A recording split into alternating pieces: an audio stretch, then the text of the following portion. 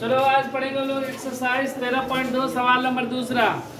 देखो सवाल में क्या बोल रहा है कि एक इंजीनियरिंग के विद्यार्थी रचेल नाम का एक लड़का है जो कि इंजीनियरिंग कर रहा है, से एक पतली एल्युमिनियम की शीट का प्रयोग करते हुए एक मॉडल बनाने को कहा गया। एक मॉडल बनाने के लिए उसको कहा गया एल्युमिनियम शीट से, एल्युमिनियम के पत्थर से, ठीक है। कैसा बनाने के लिए कहा गया? जो एक बेलन के आकार का हो। कैसा हो? बेलन के आकार का। सबसे पहले ये बेलन बना दिया, इस आकार का होना चाहिए उसका मॉडल, ठीक है। उसका मॉडल कैसा होना चाहिए? बेलन के आकार का हो, जिसके दोनों सिरों पर दो शंकु जुड़े हो। इसका दो को सिरा कौन सा है? ये है कि ये है?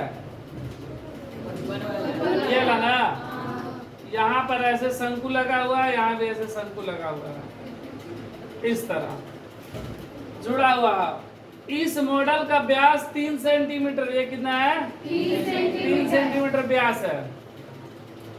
और इसकी लंबाई मतलब पूरा यहाँ से यहाँ तक 12 सेंटीमीटर लंबा हो। इसकी लंबाई मतलब पूरे मॉडल की लंबाई, सिर्फ बेलन की लंबाई नहीं, पूरे मॉडल की लंबाई 12 सेंटीमीटर है।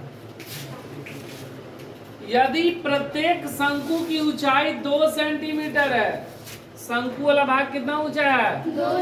2 सेंटीमीटर। ये भी ऊंचा कितना है? 2 सेंटीमीटर। तो रचेल द्वारा बनाए गए मॉडल में अंतरिक्ष हवा का आयतन, इसमें कितना हवा अंदर रहेगा उसका आयतन ज्ञात करना है। यह मान लीजिए कि मॉडल के आंतरिक और बाह्य विमाएं लगभग बराबर है, तो जो अंदर से है लंबाई वो बाहर से भी है, ठीक है। तो यहाँ पर जब ये कुल मिलाकर 12 है तो इसकी लंबाई कितना हो जाएगा? ये 2 इधर कम हो गया और 2 इधर कम हो गया, तो 12 में से 2 और 2 4 कम हो गया, कितना बचा? तो ये कितना हो गया? 8 सेंटीमीटर लंबा हो गया। क्या चीज? बेलन की लंबाई, ठीक है। अब इसमें कितना हवा आएगा ये पूछ रहा है, तो क्या करेंगे हम लोग? शंकु का आयतन निकालेंगे, बेलन का आयतन और फिर शंकु का आयतन, और तीनों को जोड़ेंगे। इसका आयतन क्या होता है? बेलन का पाई आर स्क्वायर एच। एच पता है, आर पता है, निकल जाएगा। इसका होता है 1/3 पाई आर स्क्वायर। ये भी एच पता है, आर पता है, निकल जाएगा। बस तीनों को निकाल कर क्या कर देंगे हम लोग? जोड़ देंगे, ठीक है। यहाँ पर देखो क्या बोला गया है, मॉडल किस आकार का है? बेलन के आकार का है, जिसके दोनों सिरों पर, जिसके दोनों सिरों पर शंकु स्थित है, स्थित, ठीक है। अब मॉडल का व्यास, मॉडल का व्यास कितना है? 3 सेंटीमीटर। तो त्रिज्या कितना हो जाएगा?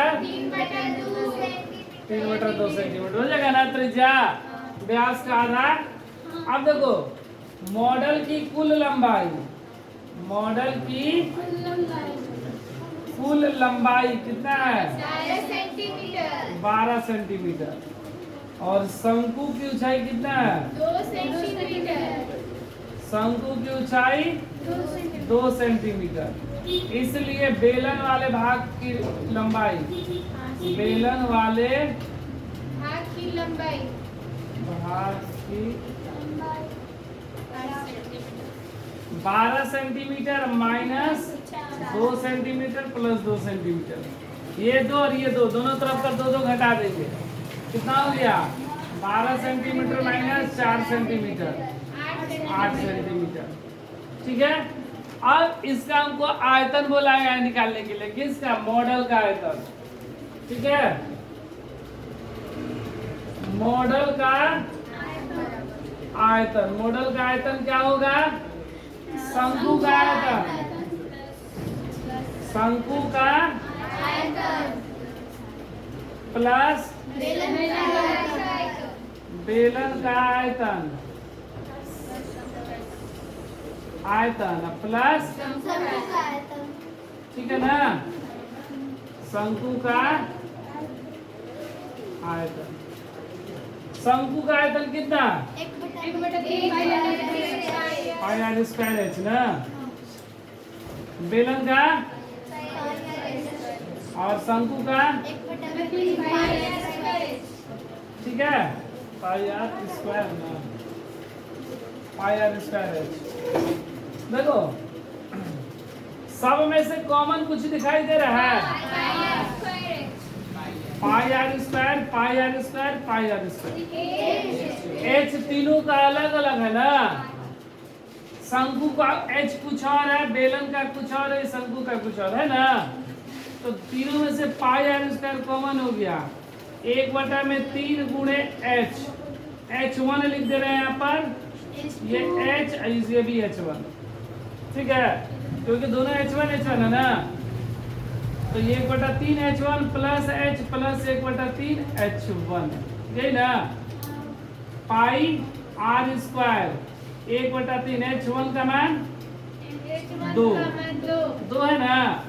इस H का मान और इस H का मान गुणा में है। पाई का मान, आर का मान, ये गुणा कर देंगे तो 2/3 प्लस 8 प्लस 2/3, इधर हल कर देना, ठीक है। ये देखो 22/7, 3 का 9 दूना, ये कितना हो जाएगा लघुत्तम? 3 ना। ये 2 प्लस 8 का प्लस 2, 22/7, 9/4, 24/4, 28/3।